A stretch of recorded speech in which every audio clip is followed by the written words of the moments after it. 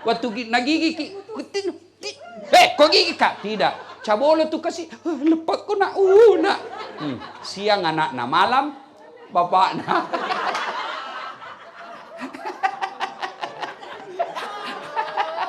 Iya toh?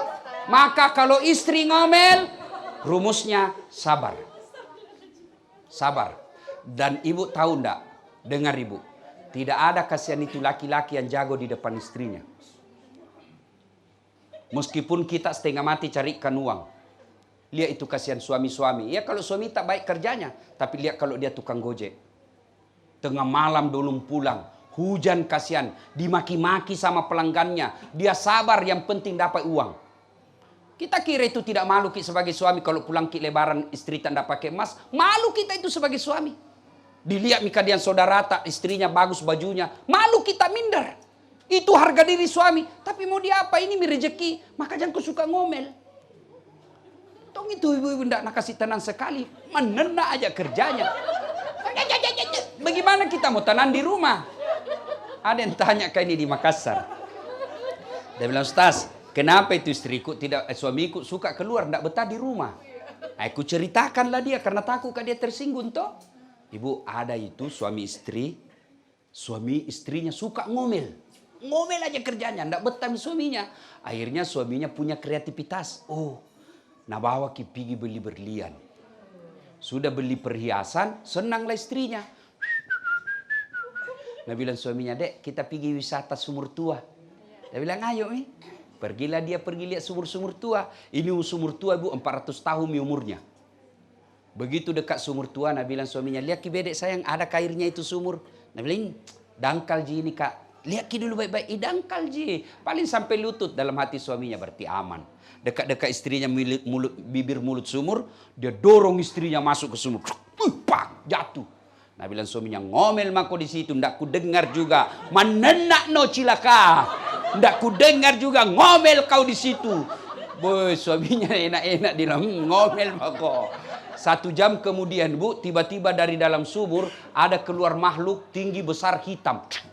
Kaget suaminya, siapa kamu? Nah bilang, saya jin yang ada di sumur ini. Saya sudah 400 tahun di dalam sumur ini. Ada perempuan ngomel aja kerjanya di dalam. Lebih baik saya lari. Coba bayangkan. 400 tahun ini jin. Baru ibu 1 jam lari. Makanya kalau istri suamimu ndak betah di rumah, koreksi itu bibir. Gimana kita mau betah? Nah, kita juga suami rumus menghadapi jangan ajak bicara istri tak. Kalau mulai mau ngomong istri tak, lebih baik ambil selimut tutup kepala. Memang fitrahnya perempuan ngomel. Memang fitrahnya begitu. Bagaimana supaya tenang perasaan? Bayangkan bagaimana dia hamil, bagaimana dia mengelola uang yang sedikit harus cukup 1 bulan. Bayangkan kalau penghasilannya suaminya cuma 5 juta 1 bulan, ada cicilan rumah, ada cicilan motor, mana cukup. Tapi itulah hebatnya perempuan. Nah, maka kalau ngomel, rumusnya sabar. Ketika ada dalam hati sebagai suami, saya setengah mati belikan rumah, saya setengah mati kerja, dia tidak hargai saya, setan itu. Setan.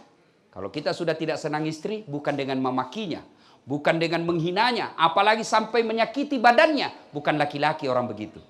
Kalau tidak senang lagi, kembalikan dulu orang tuanya. Pak, ini ada masalah dulu ini. Caukan mewah, caukan mulu yebeniku. Mungkin mudah-mudahan dengan nasihatnya Bapak bisa lebih baik. Sudah dikembalikan tidak ada perubahan, Allah kasih jalan keluar. Pisah kau baik-baik. Jangan saling menghina. Keburukannya istri sama suami tanggung.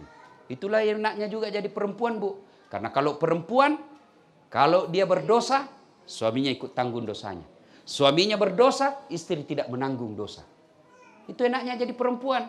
Kalau suaminya ulama, tapi istrinya tidak pakai jilbab, istrinya tidak sholat, istrinya tidak puasa, ku anfusakum wa ahlikum nar. Itu suami nanti yang tanggung di akhirat.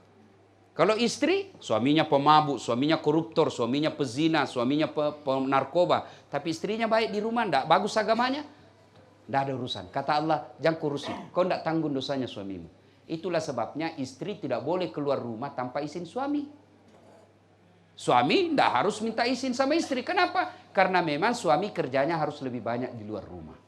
Nah, ibu bapak, saudara-saudara sekalian, banyak yang mau disampaikan, tapi waktu jualah yang membatasi kita. Ceramah saya ini tidak ada gunanya kalau tidak diamalkan.